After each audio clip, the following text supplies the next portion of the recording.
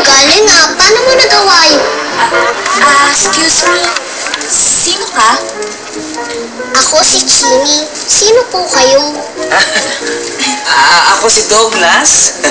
Siya si Aiza, anak ko.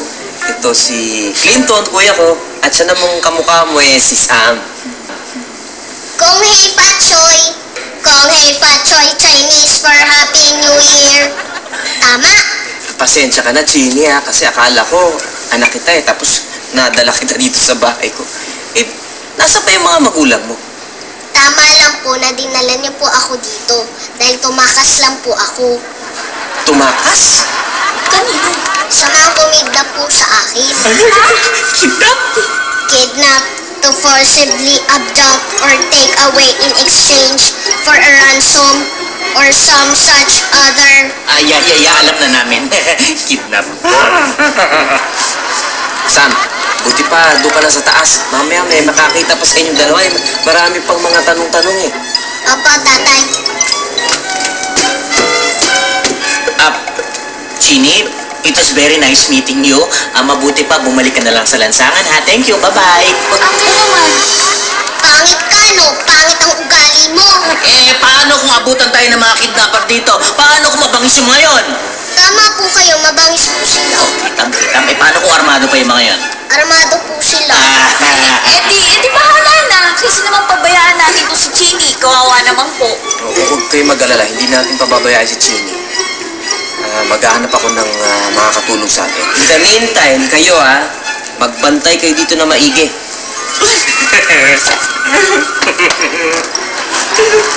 Sandali lang, kuya. Ano yung ginagawa mo? Nag-iba na ako ng pwesto ng mga gamit. Sabi ni Winston, malas to mukhang totoo nga. Tama si Winston. Siya makakatulong sa atin.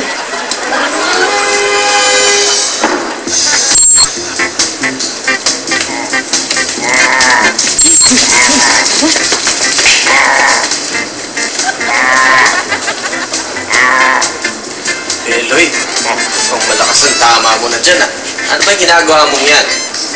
Douglas, may sinasabi mo tama-tama. Ang sabi ni Winston, ito dapat ang gawin para swertihin.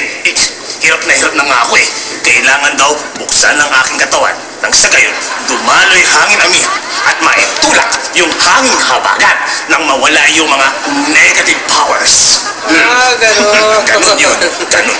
Ano yung mga nakasulat dyan sa katawan mo? Yan. Douglas, huwag mo hawakan yan.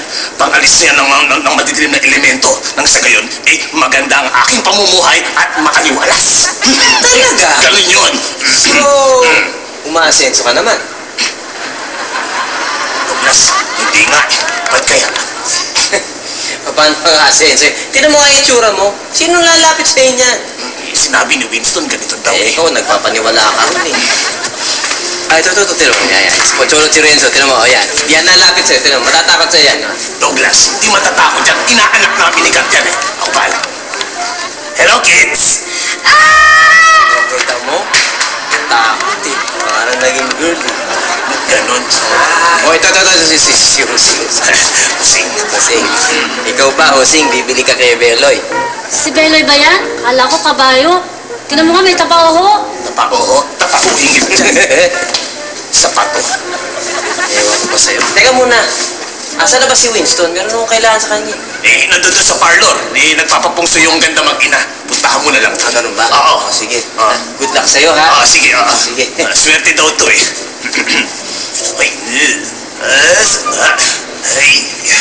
Ganyan ang itsura mo. Kasi isa kong Chinoy. Chinoy slang for Chinese na Pinoy. Filipinos of Chinese ancestry. Bakit ba lahat ng salita ko pinapaliwanag mo? Ano ka, dictionary? Hindi. Ano? Robot? Isira ka pala Correction, I'm in perfect working condition. My positronic brain is operating at 100% efficiency. Ewan? Damit mo to? Oo. Naisip ako.